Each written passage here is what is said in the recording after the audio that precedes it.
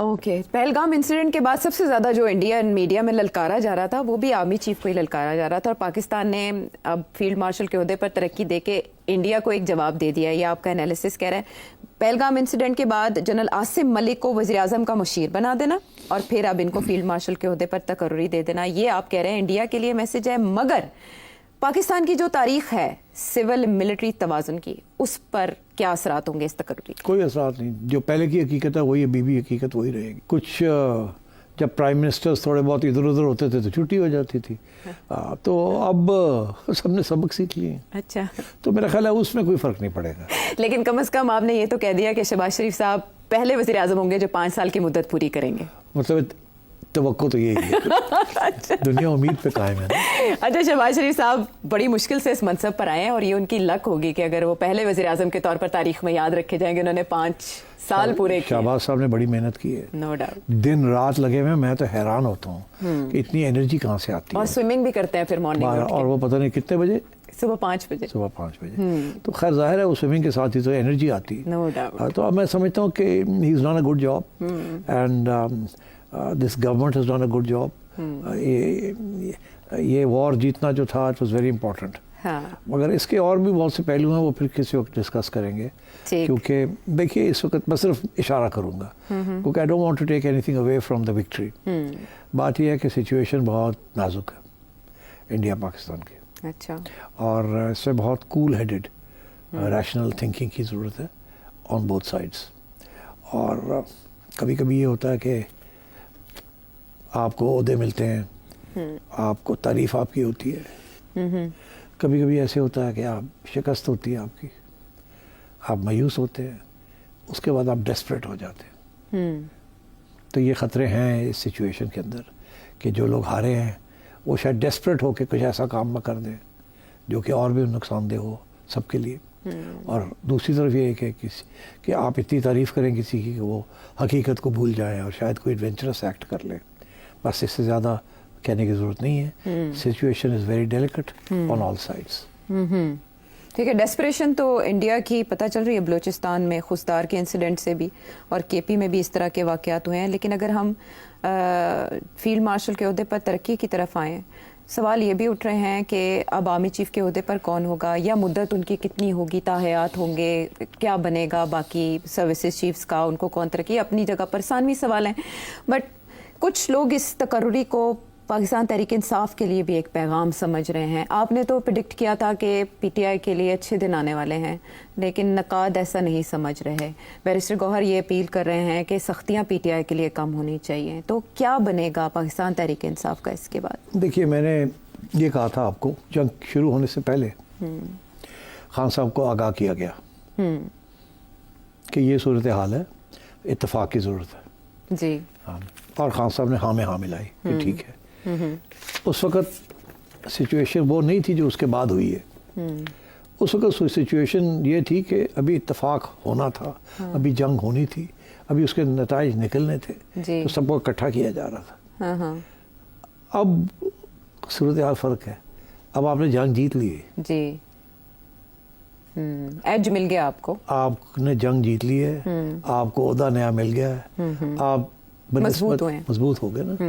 अब और आवाम भी आपके पीछे खड़ी थी। हाँ जी, मुखालिफत हिमायत में बदल चुकी है, यूनिटी आ चुकी है, सब मुतरफ हैं आपके। अब उस वक्त अगर बैलेंस ऐसे था कि खान साहब की ज़रूरत थी उनके सपोर्ट की, तो अब शायद ये लोग सोचें कि अब हमें खान साहब के सपोर्ट की ज़रूरत नहीं है, अब तो हमने करके दिखा दिया है। इसीलिए तो वो डीजी साहब, आईएसपीआर साहब यही पूछते हैं ना, हुण दसो तुसी कहने सो फौज की कर दी, ऐसी करके दिखाता ना, हुण दसो। फौज अपना काम नहीं करती, आप उनसे जवाब लें, ये उन्होंने जवाब दे दिया ना।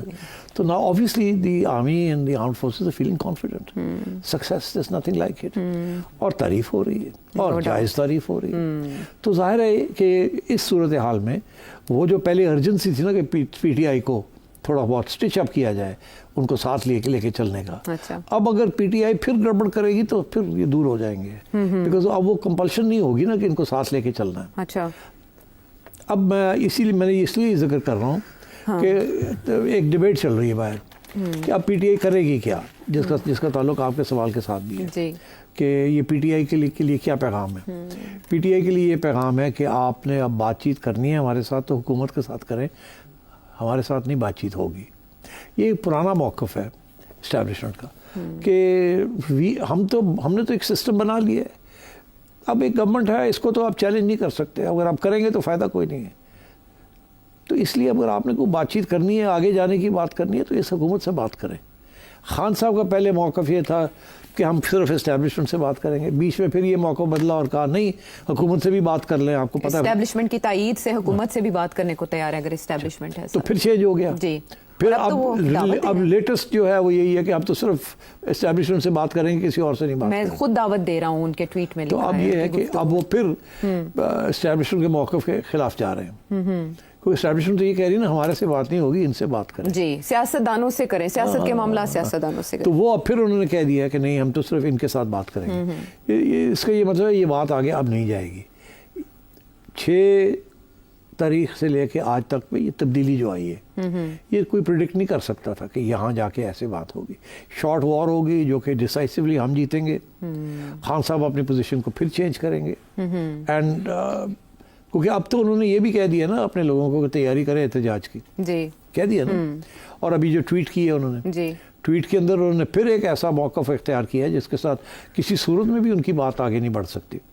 हाँ, वो ये जो कह दिया ना कि बादशाह बन जाते। जी, ये कॉन्ट्रडिक्शन इसी में है, इन्हीं स्टेटमेंट्स के अंदर है कि एक तरफ वो कह रहे हैं मैं एस्टेब्लिशमेंट को दावत दे रहा हूँ मुल्की मफाद में, फिर दूसरी तरफ वो माशाल्लाह कह रहे हैं कि general Asim Munir field marshal बन गए, वो खुद को बादशाह का टाइटल दे देते, बादशाह बन जाते। तंज़िया कर रहे हैं ना। हाँ, तो इससे कैसे सिचुएशन तो बेहतर हो सकती है? नहीं होगी बेहतर। अब ये खान साहब ने फिर इन्होंने रोड़ा पाता बिच। और ये पहले से ये है कि खान साहब पहले पता नहीं, समझ नहीं मुझे खुद आती कि ये करते कुछ है फिर चेंज कर देते हैं, फिर करते कुछ है, या ये है कि जो लोग इनकी आके तर्जमानी करते हैं जी, वो कुछ गलत बात कर देते हैं। देखिए ना, जब ये बैरिस्टर साहब इनको मिल के आए जी, तो बैरिस्टर साहब ने तो बड़ी पॉजिटिव बातें की जी, उसके बाद उनकी हमशीरा मिल के आई तो वो उन्होंने आके कहा कि वो तो खत्ते हैं कि फिर यही बनना था तो बादशाह बन जाते। तो उस वक्त तो बंदा सोच रहा था कि पता नहीं उन्होंने क्या कहा, ये ज़्यादा सियासी नहीं है हलीमा खान, इसने आके अपने लफ्ज़ों में ये बात कर दी, पता नहीं उन्होंने फॉर्मली ये बात की या हमें बातों बातों में कह दिया। होते हैं ना लोग जो पब्लिक कंजम्पशन के लिए कुछ और होता है, प्राइवेटली कुछ और ही होता है। बड़े लोग मुझे मिलते हैं जो कि पब्लिक में ये कहते हैं भाई ठीक किया, प्राइवेटली कहते हैं बादशाह बनाता हूँ। हाँ। अच्छा, तो मतलब है कि ये मगर पब्लिक में ये नहीं कहेंगे। हाँ। तो मेरा ख्याल था कि ये लीमा ने उस किस्म की बाउंड्री मारी है। अब वो ट्वीट के अंदर खान साहब ने खुद ही कह दिया। और कहा जाता है कि ट्विटर जो है वो हलीमा खान साहिबा की। अब ये नहीं मुझे पता, मगर बात ये है कि आज मिले हैं ना आके लोगों को, वकीलों से भी मिले हैं, दूसरों से भी मिले हैं, अफवाह चौरी से भी मिले हैं वगैरह वगैरह। जी, उन्होंने ट्वीट में जिक्र किया। तो फिर ये तो फिर जेन्युइन ट्वीट है ना, तो इससे फिर उन्होंने चूड़ी फेर बढ़ती। तो मेरा नहीं ख्याल खान साहब इज रियली इंटरेस्टेड। वो पार्टी की तरफ से बड़ा प्रेशर है कि यार बातचीत करो, बात को आगे बढ़ाओ। खान साहब की तरफ से वही रवैया है जो पहले था, जिसकी वजह से मेरा ख्याल है एस्टेब्लिशमेंट बिल्कुल ट्रस्ट नहीं करती इनको।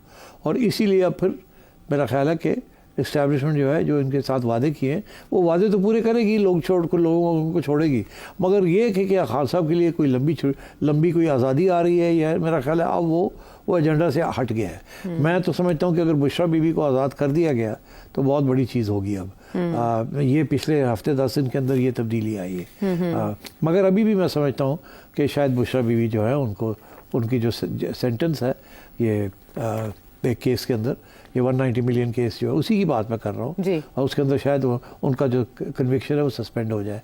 और खान साहब की रिहाई मुझे नज़र नहीं आ रही।